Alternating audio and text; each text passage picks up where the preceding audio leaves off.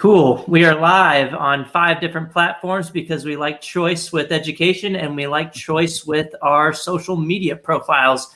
You can watch from my Facebook account, the Educational Freedom Institute Facebook account, the Educational Freedom Institute YouTube channel, my own YouTube channel, and you might be watching from Twitter right now as well. But today we have Nina Rees with us to discuss the charter school movement and the future of charter schools, and perhaps how it intersects with COVID-19 and adapting to the school closures. Nina Rees is the CEO and president of the National Alliance for Public Charter Schools. So we're super excited to have Nina talk with us. Nina, are you based in DC? I am. When things open up again, we need to, go get a drink or something, or meet up with each other. I don't think I've seen you since Los Angeles. We do. We definitely need to connect. I always thought you lived in Los Angeles, so I didn't realize you were based in DC as well. No, Reason actually has a DC office, but I still work from home. I don't really go in there all that much. And yeah, Reason's main corporate office is in Los Angeles. But yeah, I mean, we're really excited to have you. Matthew, you want to hit the formal introductions? If you're hearing squeaks in the background, that's my dog playing with his toy. I'll try to get him in a second. But Matthew, you want to jump right into it? I think we have a good amount of followers listening already. Yeah, I will. You'll have to introduce Radar one of these days, though. Hold on, let me try to the crowd. Look. I'm trying to get a toy from him. Awesome. So I'm Matthew Nielsen. I'm the founder and board chair at the Educational Freedom Institute. I'm joined today, as always, by Corey DeAngelis, the executive director at EFI. He's the director of school choice at the Reason Foundation and an adjunct scholar at the Cato Institute.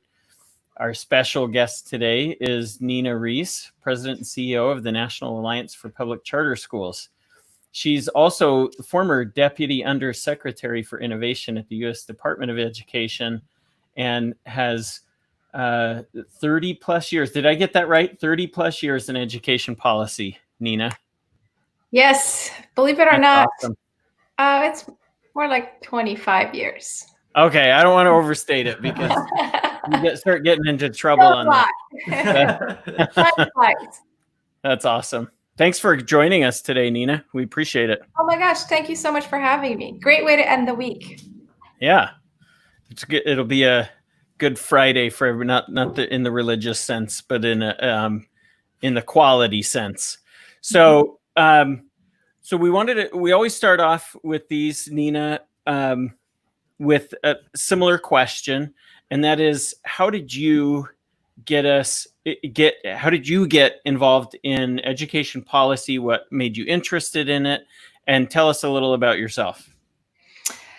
Well, first of all, thank you for having me on your show. It's always nice to talk to individuals who fight the fight with us socially on social media and in the court of public opinion. And the two of you are certainly two of our foot soldiers on the ground. In terms of my start in this movement, I started working on education reform in the mid-90s, and one of my bosses at the time was Clint Bolick, who was the vice president at the Institute for Justice. And he litigated on behalf of low-income families in a number of places who wanted access to better public schools at the time. And one of the first things he asked me to do was to go to Jersey City one day to find some plaintiffs for a case that he thought he needed to file if there was a challenge to a potential program that hadn't even been enacted yet. He just wanted to be ready to hit the ground running with some families on his side. And, I was young and naive. I drove up there. I found the parents. It's a long story, but it's actually one of the key reasons why I really believe in this movement is because of that experience and the experiences that I had afterwards with a lot of the families that the Institute for Justice represented. But I was really taken with the level of interest from these families, their openness to someone who wasn't from their community to talk about an issue that's so intimate to their daily lives. And I definitely became a convert almost immediately. I'm a strong believer in the fact that families know what's best for their kids more than anyone else. And if given an option, they will make better choices that fit their kids' needs, and that our job should be to educate them as much as possible about the options that are currently available to them and to make more options available to them. So that was how I got my start, and I've certainly continued down that journey since. And every job I've had has been one where opening access to parental choice has been one of the things I was tasked with doing. That's great. Yeah. So Nina, I just want to, I like to interject with some devil's advocate questions throughout. A lot of people, and I'm sure you've dealt with a lot of these myths in the school choice debate, just with your position at the National Alliance. But a lot of times you hear people that will try to attack, giving low-income families or at least giving people more choices with charter schools. They'll say, well, I understand that this is supposed to be meant for low-income families, but charter schools are just for the rich, or charter schools are just a way of advantaged families to kind of self-segregate. How do you respond to that type of claim? Well, over 60% of our families have students on the free and reduced lunch program. So the evidence right now points in a different direction. And in the vast majority of states that have charter school laws in place, the majority of charter schools are concentrated in cities and inner cities primarily. In fact, one of the things that we think we need to do a better job at is to make sure that charters are expanded in suburbs and other regions. So the evidence doesn't support this fact. In most places where families want to segregate, they've probably already segregated by moving into a district that already fits their child's needs. I haven't seen choice necessarily charter schools really being used as a mechanism to segregate. I do think in a lot of communities, though, the charters do reflect the makeup of that community. And in many communities, as you know, a lot of African Americans have leveraged chartering to open schools in order to meet the specific needs of their students. And so those schools are predominantly African American because the communities that they're serving are primarily African American, and the curriculum is one that's catered to the needs and specific desires of that community. Yeah, you hit the nail right on the head. And I was just bringing up, a tweet that I shared the other day, just looking at the National Center for Education Statistics. If you look at, the school enrollment by race, it looks like the traditional or government schools, as I like to call them, have about a 50% or 49% white population, 15% Black population, whereas the public charter schools in the United States, according to the most recent data, have 27%, almost twice as many Black students, and far fewer students identified as being white. But then also, if you look at free and reduced lunch status percentages, NCES reports how many are over 75%. How many of the schools have over 75% of their population as free and reduced lunch, and charter schools have a much higher proportion, 34%. Of a high free or reduced lunch population than the government schools. So I think you're totally right there. Yes, so we're more diverse and attract a larger population of students who are left behind.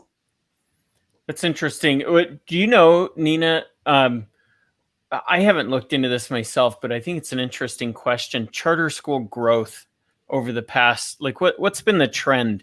Are we seeing a lot more charter schools pop up around the country? Or is it slowing? Do you have a sense for that? That's a great question.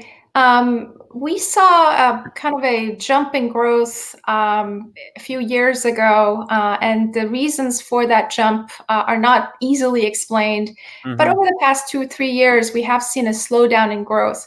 We actually commissioned a study about this last year and discovered that there are 3 factors that are leading to the slowdown in growth. One of them has to do with the fact that not enough individuals are applying to open a charter school.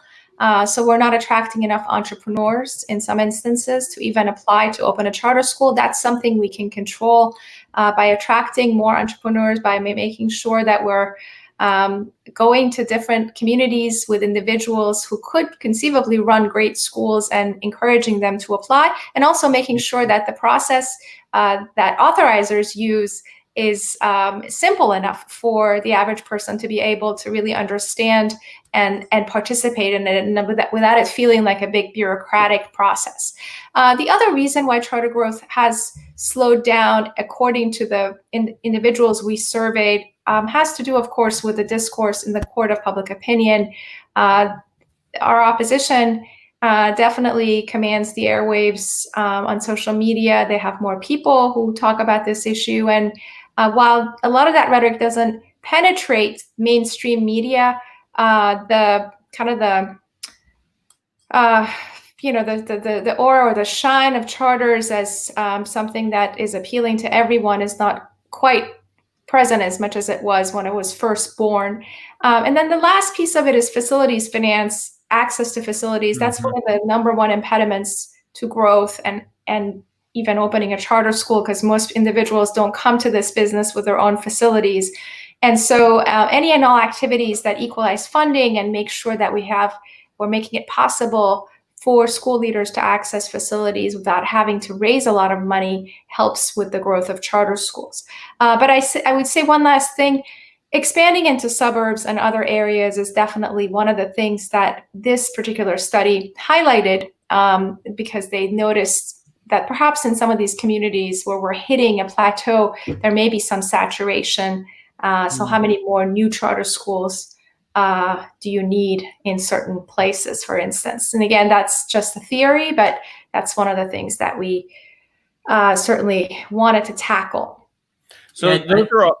Oh, go ahead, Corey. I was going to say, I think the funding issue is huge. I've done a lot of the studies with Patrick Wolf's team over at the University of Arkansas, finding the funding disparities in different states and different cities. And I think our most recent report found that charter schools received about 27% less funding per pupil, which doesn't really make all that sense, right?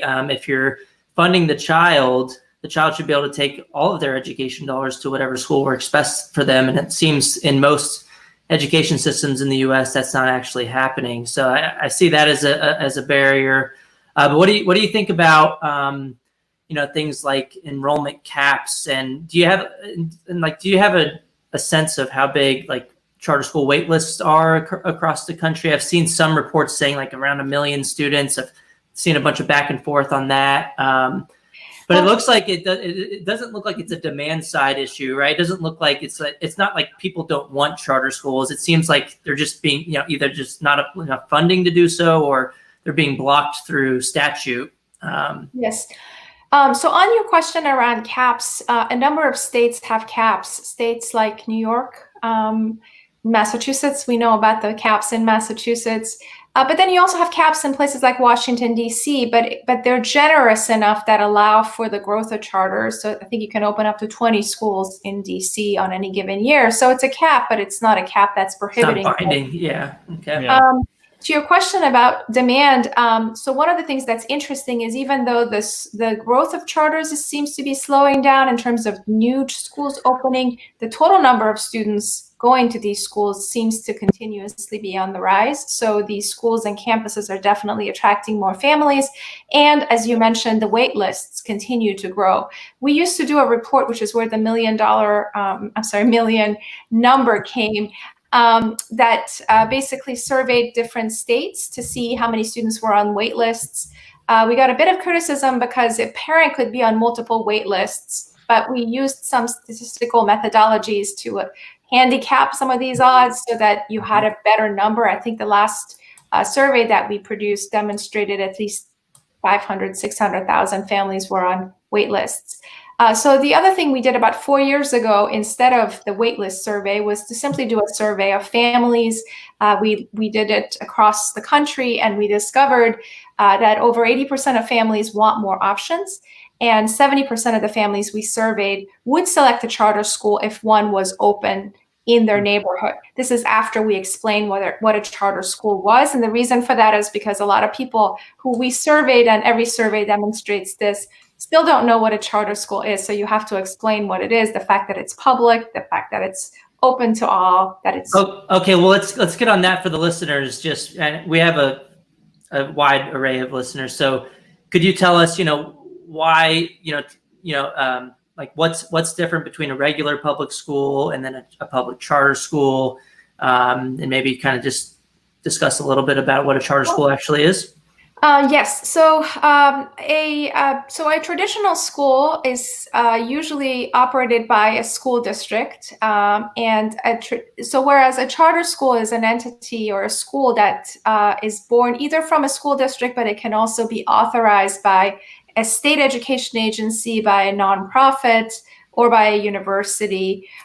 So the entity that's governing the charter school is not necessarily the school district. With that said, the vast majority of authorizers in our country are school districts. They're just not authorizing a lot of charter schools. And in many instances, they're not necessarily also taking the role of oversight as seriously as we would like them to. So the key difference is you're managed by another entity. You also have a contract then with that entity that holds you accountable for certain terms that you outline ahead of time. And those contracts range in terms of the number of years that are they're in place. So it could be anywhere between 3 to 5 to 10 years. I think 5 is about the right number of years to renew the contract. So no charter school is in place kind of in perpetuity. They always have to be reauthorized by their authorizer. But there are also schools of choice, which means that no one's forced to send their kids to a charter school. They're open to everyone. And if you don't attract enough families, if what you're offering is not interesting enough and attractive to the community, you cannot keep your doors open because you don't have enough students to serve. So what are your thoughts on like having the, most charter schools being authorized by districts? Do you think there should be more flexibility with like multiple authorizers? What are your thoughts there? And then as far as like the 5-year, process, do you think, that's the right amount of time? Should be longer, more years, fewer years? So to your question about the number of years you should be authorized. I mean, as I said, I think 5 years is a good number of years. It's not too short. 3 years seems to be too narrow of a window. 5 years seems to be appropriate. I think 10 years may be too much. If you have proven to be an effective operator and have been reauthorized a number of times, I can understand expanding your authorization terms after that. But beyond that, I don't know that 10 years makes sense in many places. In terms of the number of authorizers, we believe that you should have at least one option if an authorizer doesn't approve you, to be able to appeal or go to another authorizer. Now, whether you need to have 30 different authorizers, which some states have, that's a question mark for me. When you think about the exercise or what they all do, it's not, there's not that much innovation in the process. So you still want to have an appeals process so that people have a fair chance to argue why they need to open a school. So you want to have more than 1 or 2, but you certainly, I don't think you need to have 30 some odd authorizers at the same time. And the reason for that is, as you know, there are incentives baked into this process. In some instances, you get more money, the more students you serve. This is the authorizer. So you want to make sure that the system is fair and equitable and doesn't create incentive structures that are bad for the system at the end of the day. So what do you think, just on this same topic, I'm sure you saw what happened in Buffalo, New York with the kick butt, charter school doing well in math and reading compared to the other charter schools. And I think it was like it had a 94% graduation rate.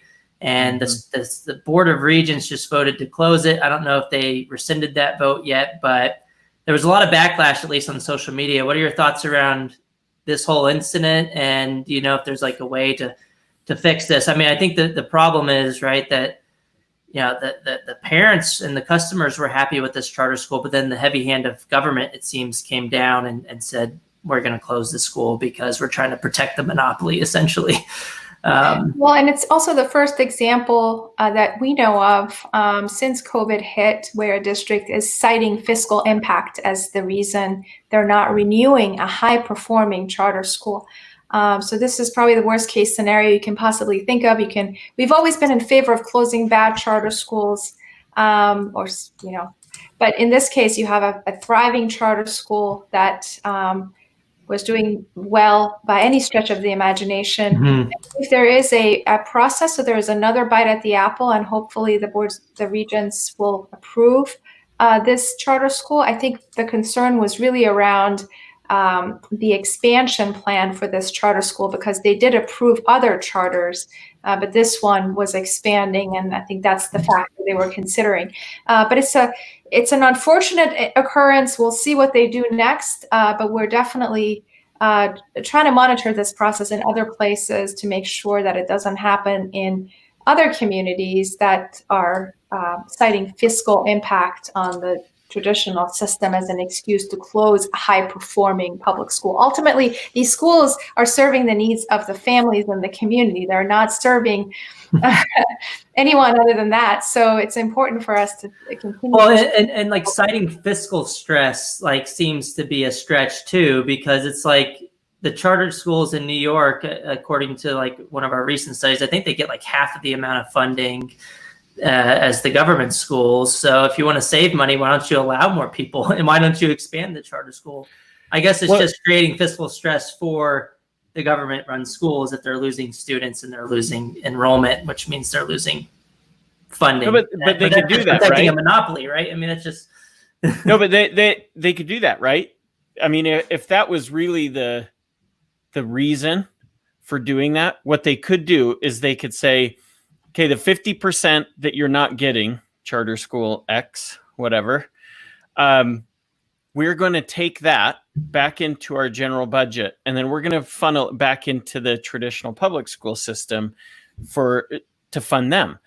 But instead, they said, no, we're just going to shut you down.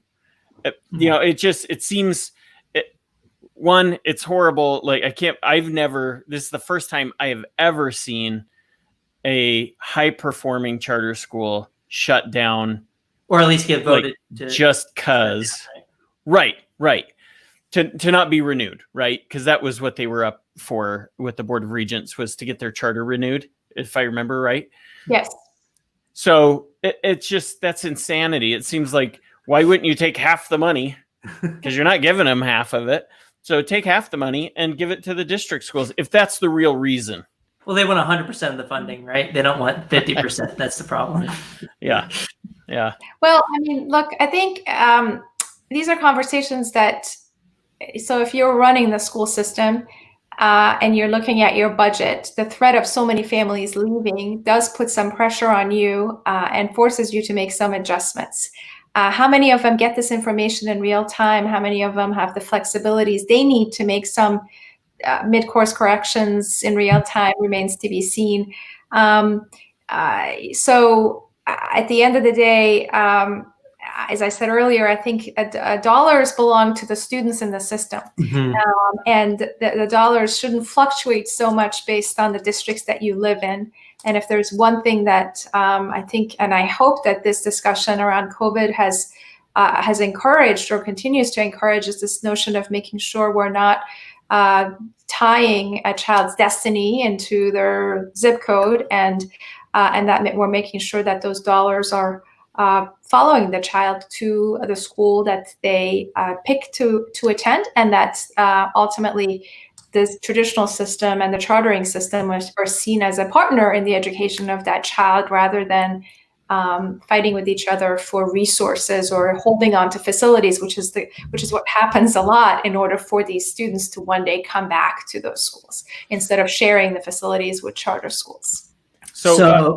Well, you're a professional in segues, Nina, because that was perfect. But before we jump onto the segue, I want to mention this on facilities. I was going to mention it earlier, but charter schools, if you're running it well, this is just my own experience. I haven't got any representative nationwide data on this, but just in my own experience, if a charter school is running things really well, then about 20% of their funding will go to the facility. That's like, and 18% is amazing, by the way. So like it happens, but that's like, it's rare. So $1 in $5 is going to the building.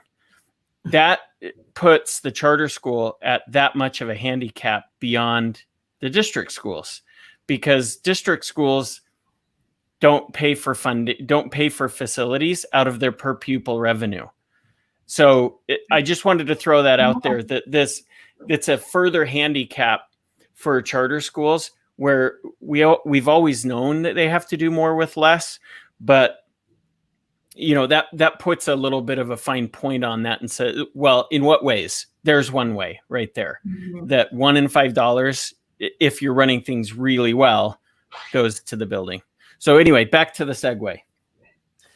Yeah, so she pointed out that your zip code shouldn't determine your future, which reminded me of Joe Biden's campaign website, which has that same kind of line of logic. If you go to his education page, the word charter school does not appear at all. The word charter, in fact, doesn't appear at all in his whole education platform. I hope we can see a change in that in the future. I want him to take a side one way or the other so that we know what he's for. But it says his campaign idea for education is to ensure that no child's future is determined by their zip code, parents' income, race, or disability. I think this is a strong argument for school choice. But Nina, do you think that's what he means here? Could this mean something else? What are your thoughts on this?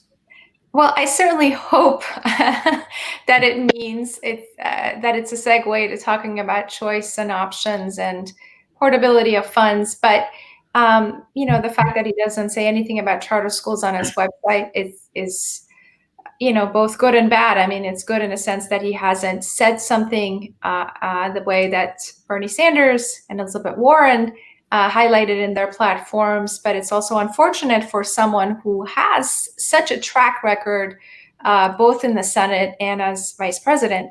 The fact that he can't talk more about the successes that his policies have had to expand charter schools is definitely concerning. So I have a theory, and I talked about this with Bob Bowden just a couple of days ago on our Random Assignment podcast. But I think there's a strategy that he's putting forward here that could make sense as to why he's not saying anything about charter schools in this campaign website page. I think he means that he just wants to throw more federal funding at education or K through 12 schooling. And I think that he's saying that, well, if we spend enough on different schools, then that's a way we can ensure that no child's future is determined by their zip code.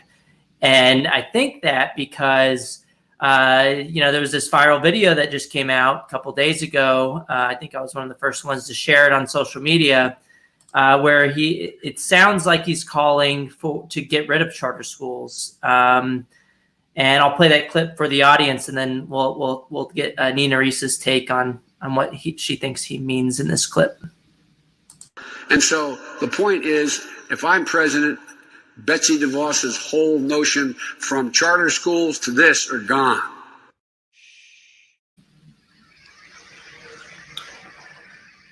So what do you think? This was just for some context, was from the National Public Education Forum. I think it was put on by the National Education Association, the nation's largest teachers union. And in this clip, he says something along the lines of Betsy DeVos's whole notion from charter schools to this are gone. And sounds like he's saying, charter schools are gone if I'm president. Well, what do you think he means? And maybe if he was being serious or not?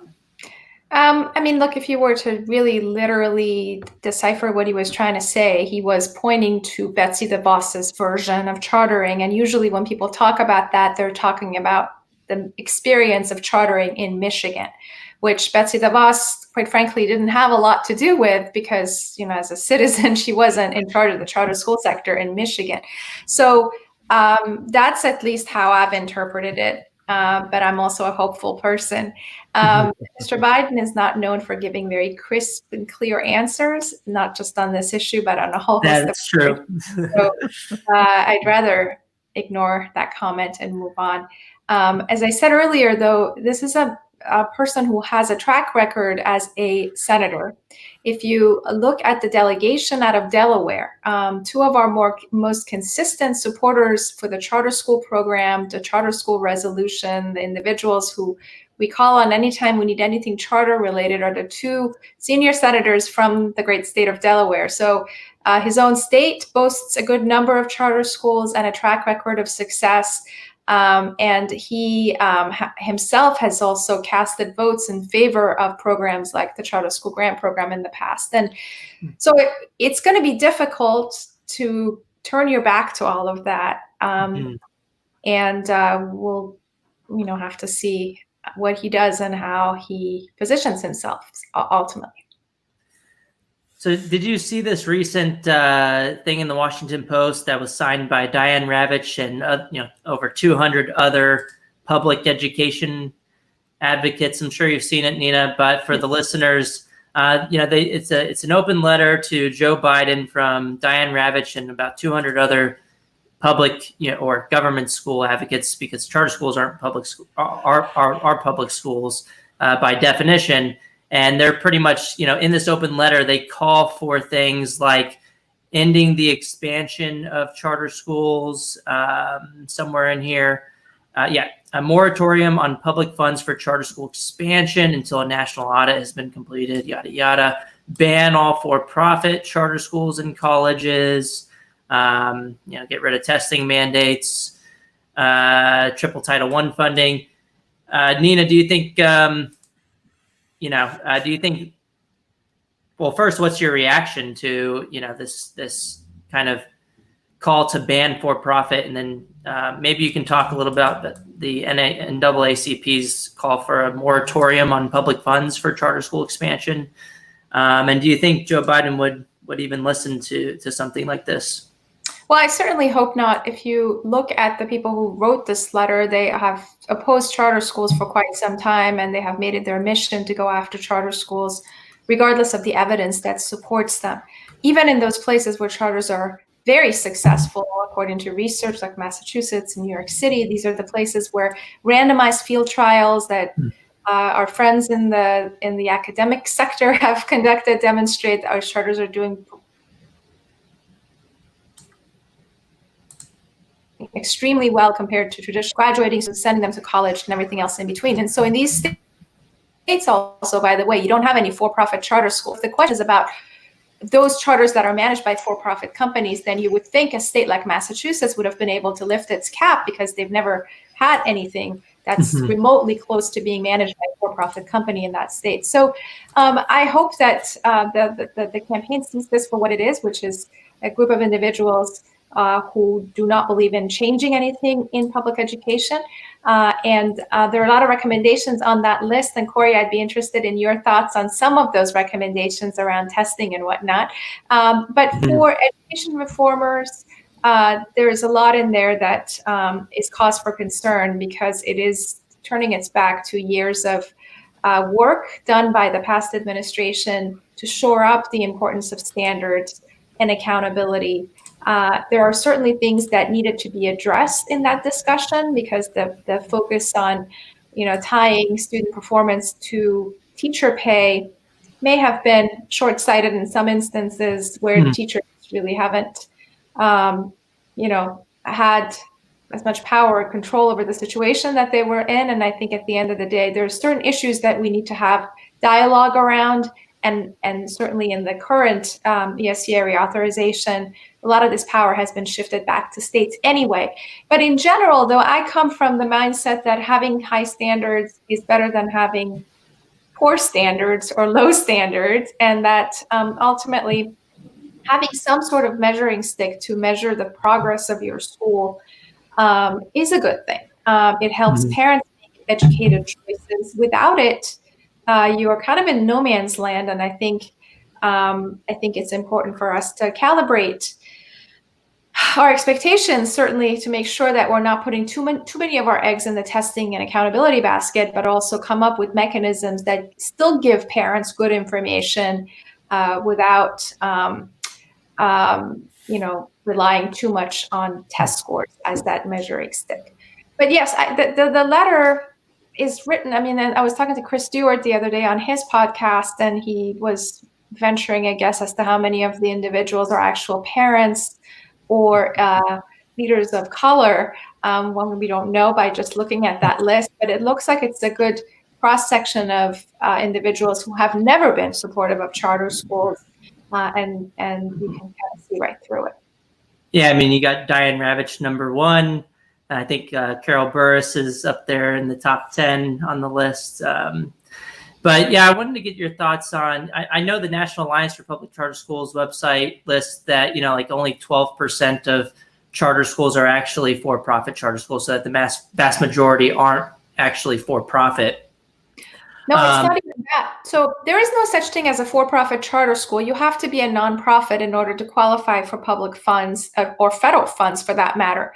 Right now, less than 5% of the student population is attending a quote-unquote for-profit charter school in the state of Arizona. And this is after they made a change in their law that also prohibits for-profit charter schools. So the notion of a for-profit school is not accurate. I think when people talk about this, they're talking about those instances where the charter organization is contracting with a for-profit management organization, and the range of services you get from those companies can be as simple as, payroll, HR services, down to the curriculum and all the other things.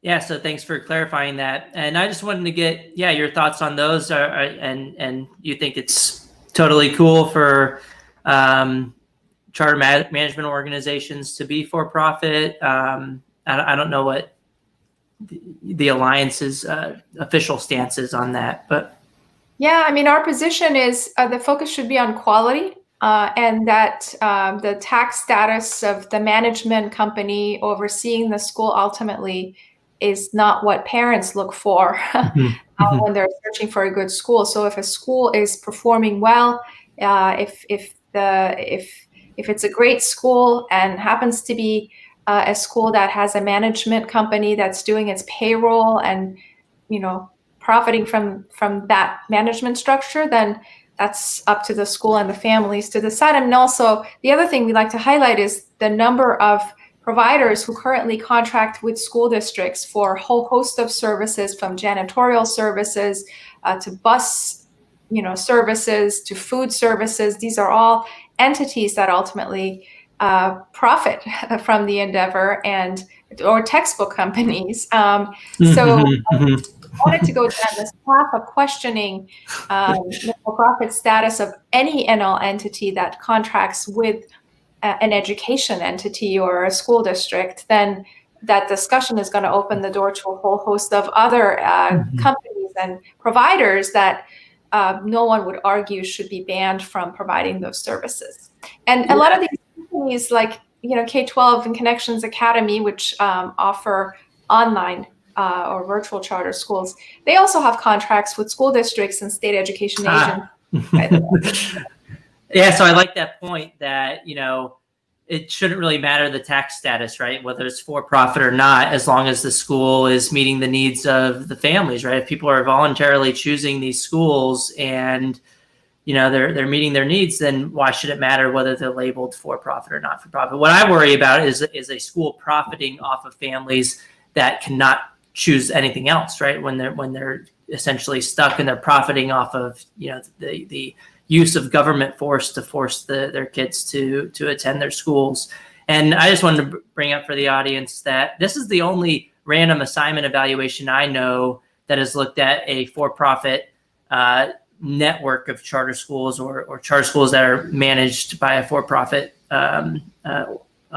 organizer or organization. And they found positive effects on at least math test scores and no negative effects on other outcomes. So it doesn't look like the for-profit status is compromising any outcomes from what we can tell from the most rigorous evaluation on the topic that I know of. And look, I think that what's important is if the parents are actually and the families are getting a choice in the matter. But yeah, I wanted to ask you. You pointed out that the for-profit status shouldn't matter all that much, but should matter is more so quality. What are your views on? I guess what do you mean by quality, and when should, if ever, the government step in and say, okay, this you can't be doing this, you can't be choosing this particular school. Any thoughts on that? That's a great question, and it's a very difficult one to answer. I think in our field, in the K-12 field, we haven't come to Jesus with what is the definition of a high quality school. We all know what it looks like when we walk into one of these schools, but we haven't come up with that definition, and we're constantly trying to find it. So in some instances, it could be the test scores, but now with all these questions around equity, there are a whole host of other issues that are constantly being thrown our way. Are we meeting the socio-emotional needs of families? So this is why it's so important for us to have a degree of trust in families, because they will know if something is not working well in the school for their child almost immediately, and having some mechanism to give them another option is really important, because until you wait for a bureaucratic entity to decide whether the school is of high quality, you've lost a whole school year where that child is stuck in a school that's not performing well. So I don't really have a perfect answer. Unlike the childcare sector, which has come up with quality rating systems and mechanisms for parents to be able to detect what quality looks like when they go visit a childcare center, in our K-12 system, that if you put test scores aside, there aren't a lot of tools that you can give a parent so that when they walk into a school, they can detect. I mean, there are some things, but there hasn't been a universal kind of discussion around adopting those tools. And I would think that you will probably be the first to object to anything that's universal or one size fits all. Of course. It's interesting. I was sitting in front of a charter school board, the SPCSA, State Public Charter School Authority in Nevada, about 3 years ago. Pretty close to 3 years ago, actually. And I want to say, is it Nevada Connections Academy or Nevada Virtual School or something like that? Was on the verge of being shut down, and all of these families filed notices with SPCSA that they were going to come in and they wanted to make public comments. So many families signed up, individuals signed up to make comment on that one particular agenda item, that meeting took 3 days. Wow. And the state authority was going to shut them down. That was the whole that was what it was. It was a hearing to close down the virtual school. All of these families, these kids and moms and dads, got up one after another saying, we get that you have accountability measures in place, and that according to the state's accountability structure, that this school should be shut down. We understand that it's not meeting criteria here, there, and here. But for this kid standing next to me, my son or my daughter, it's been life-changing. And they're not being bullied. They're not getting distracted. They have ADHD, and they can focus in only bits at a time. And I mean, just one parent after another was getting up and saying this. And you could tell all of the members of the board on the SPCSA board were like stuck between a rock and a hard place, because you have these accountability structures set up for a reason, right? You want to keep people accountable. You want to make sure that the school is performing well and all of that. But then you have all of these families saying, but we want it, and it's working for my child. Right. And so this is where I think it can be really hard to, find that balance, like you're saying. It is. And let me also just kind of give you a little bit more nuance here. When we talk about this issue, it's usually in the context of low-income families making choices. people don't question the decisions of affluent families. And one of the things that when I was at the U.S. Department of Education, I'm actually proud of this work, which is that through this AYP process, or measuring school performance based on adequate yearly progress divided by subgroups, we discovered a good portion of schools in suburbs that were not meeting these accountability structures, or were not doing as well with certain subgroups in their schools. And all of a sudden, these schools were being labeled as schools in need of improvement. So that was, no one wanted to have that discussion, of course. And some argue that it's because of that the whole law was maligned and then pulled back. But I do think that some of the decision making that parents make have to do with the cost of real estate, who else is living in that community, the graduation rates of that school. And at the end of the day, if you're from a 2-parent household with a family who's engaged and focused on getting you to college, that at the end of the day, you're going to get a good education and make it to the school that you want to get into.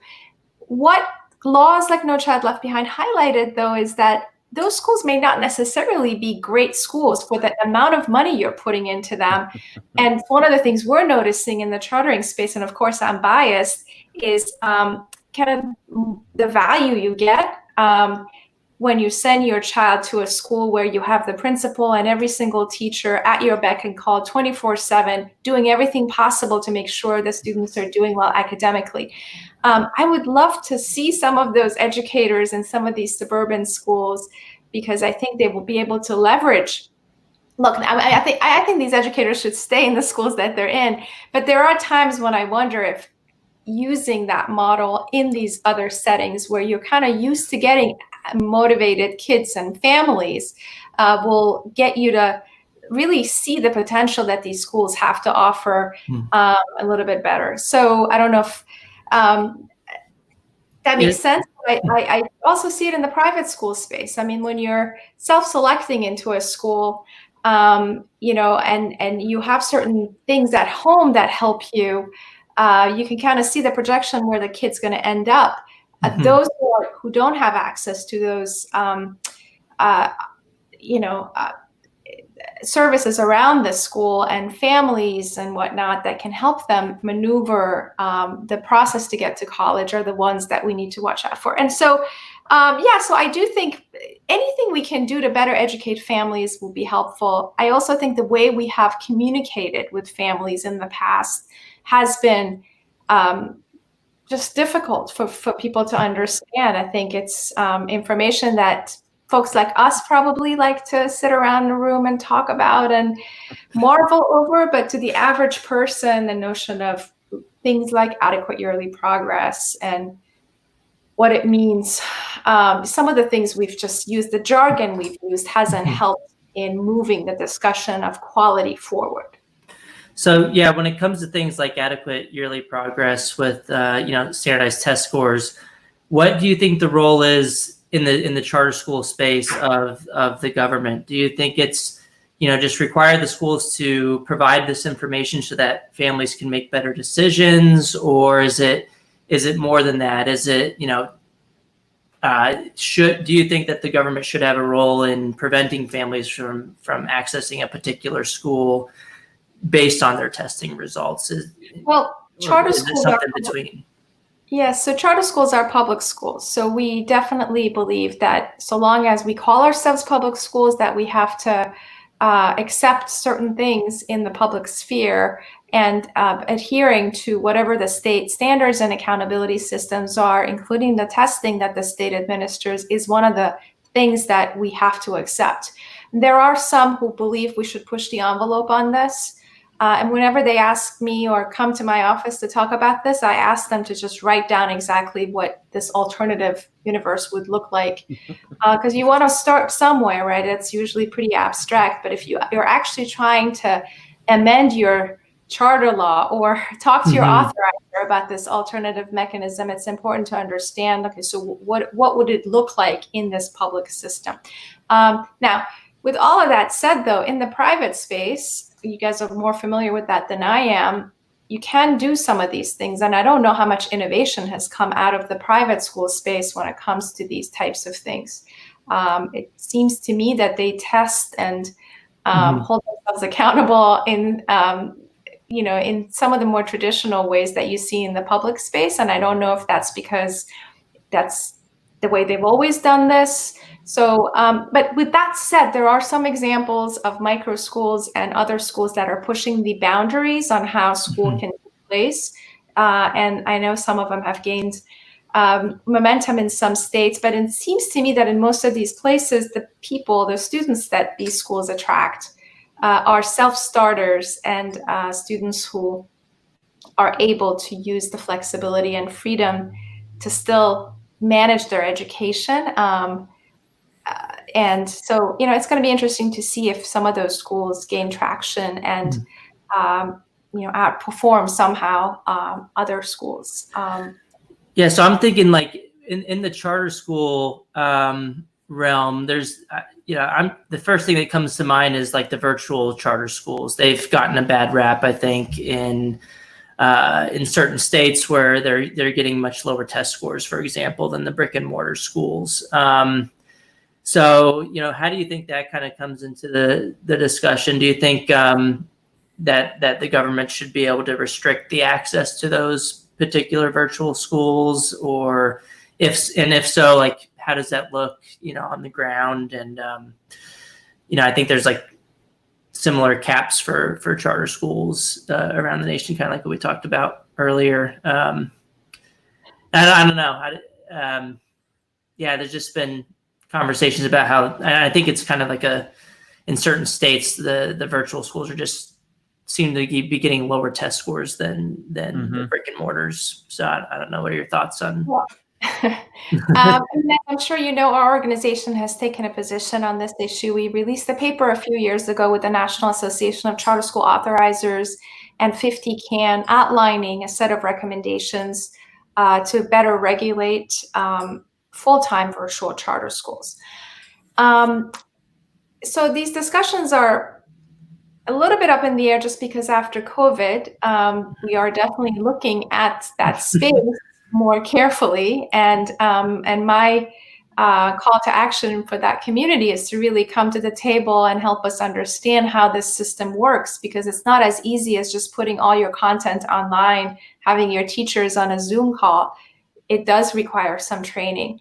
And I think a lot of people are also starting to appreciate that medium. And also, it also raises a whole host of questions around how much screen time is good for kids and whatnot. So in terms of performance, our view is if a school is not performing well, the authorizer should close them. Okay, all things being equal, that's better than continuing to keep the school in.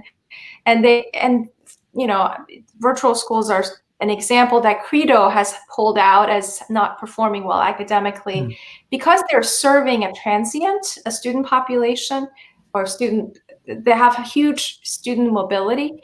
The way we're scoring them or judging them is a little bit it's not apples to apples compared to how we judge brick and mortar schools. You mentioned Nevada. I think we should compare the performance of some of these full-time virtual schools to those of those communities that have high mobility rates. And this is where having student test scores and accountability systems that measure student progress and to see how well students are progressing against an ideal kind of end goal is really important, so that you're not inadvertently lumping a school that's adding value to a child's education in with a school that's taking them backwards.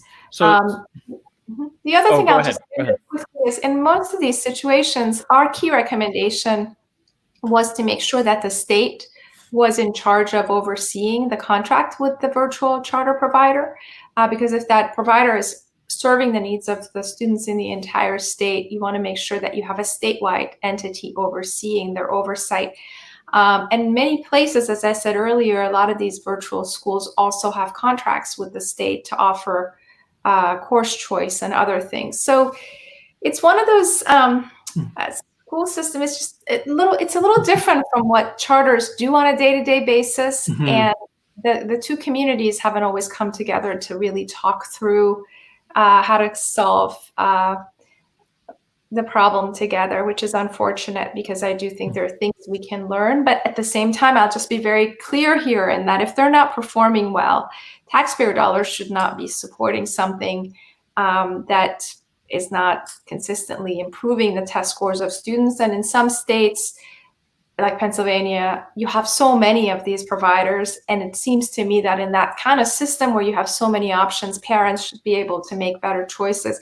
In Idaho, I was told because there's a high quality online charter available, that's been a game changer in terms of increasing the overall quality of their student population that is attending an online school. And these students are currently attending a school called Gen Prep. So we have some examples of schools that are doing tremendously well, where they get, so this is where this problem gets a little tricky. So to the extent you're serving a student who has, a parent or a guardian at home who's monitoring the student's progress, this model, if it's a high quality one, could work. Where it gets a little dicey is where you're a high school dropout and you're signing on to one of these programs in order to get your diploma. If you're not logging on consistently, you're not going to get the full benefit of that school. It's no different than going to any recovery program. And so I think that's the audience we have to be most concerned about. And what medium works best for these types of students, is a question mark. But I do think the flexibility that virtual schooling offers is something that has been proving effective and attractive to students for whom the traditional school day is not working. So I wanted to mention two things real quick on that, Nina. First, as far as just the performance data for virtual schools, I think you're right. I've said for a long time, the best data, the best research on this would actually track student performance across schools, right? Or education providers. So if a student was in a district school for kindergarten through 8th grade or 7th grade or whatever, and then transferred into a virtual school, the best data would actually track that student's performance across those different providers. And because that student potentially wasn't doing so great in the district school prior to their moving into the virtual school, right? And so to say, well, the virtual school is bad and it's not serving students well, maybe it's doing better. We don't know for that student. All we know is that when you look at the virtual school as a whole, they get a lower assessment Average. rating, a lower average from the state based on standardized test scores. So I agree with you. I don't think that we actually have the best data on virtual schools. And so here's my call to virtual schools across the country. If you have data that you're willing to give me the lottery share, give us the lottery data, and we'll do some research on that and figure out what that actually looks like. But the second thing I wanted to mention, I think I won't speak for Corey, but for myself anyway, and kind of the Educational Freedom Institute's position on accountability is always parental accountability, and so that's one spot where we can still be on the same team and fight for charter schools and for pushing choice as much as we can, and making sure that parents and families and students get the best possible option for them. I think it sounds like the one place where we might diverge is in accountability, where we'd say, well, it's working for the families that are choosing it. And again, this would be interesting to see where if that school was underperforming the schools that surround it, which is another thing that they don't look at. They'll call it an underperforming school and say that needs to be shut down based on statewide averages rather than its community closest outreach. neighbors. And that's problematic as well for accountability. But I wanted to mention that too. Corey, did you have any questions on Well, that we're getting up to the 59-minute mark, and We are. we only asked for an hour from Nina. But yeah, this has been a really good conversation, and I think it's something that will continue afterwards as well. But I like how Nina kind of pointed out that we do need to allow families to use information, right, and to be able to choose their schools, and maybe there's some type of balance that we can strike with top down and bottom up accountability. And that's conversations that will continue, and they should continue. So it's been awesome.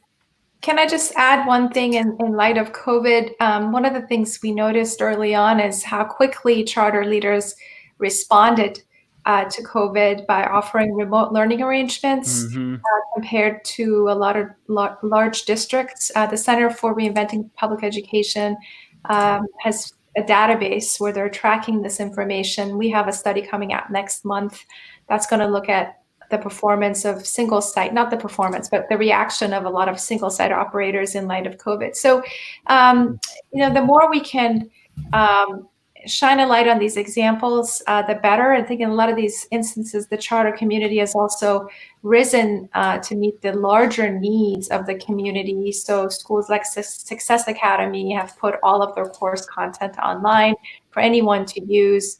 Others have done other things. The Common Ground Academy in New Haven, Connecticut, for instance, has a little farm attached to their school, so they're making food available to the community. So it's just been really heartwarming to see these examples of where charters are not just meeting the needs of their own families, but also going above and beyond. And some of them are actually sitting on some innovations that could conceivably be replicated in the traditional system should we have to send students back home next year. And as this pandemic and a solution to it unfolds. Awesome. Well, we appreciate your time. This has been really great, Nina. You've been a trooper to stay on for more than an hour. And we're 2 minutes late. It's been awesome. All right. Thanks so much. Yeah, thank you so much, Nina, for joining us, and to the listeners, thank you for another episode. Listening to another episode of the Educational Freedom Institute podcast. We'll talk to you again next week. Everyone, have a great weekend. Thank you. Thanks. Bye-bye. Bye.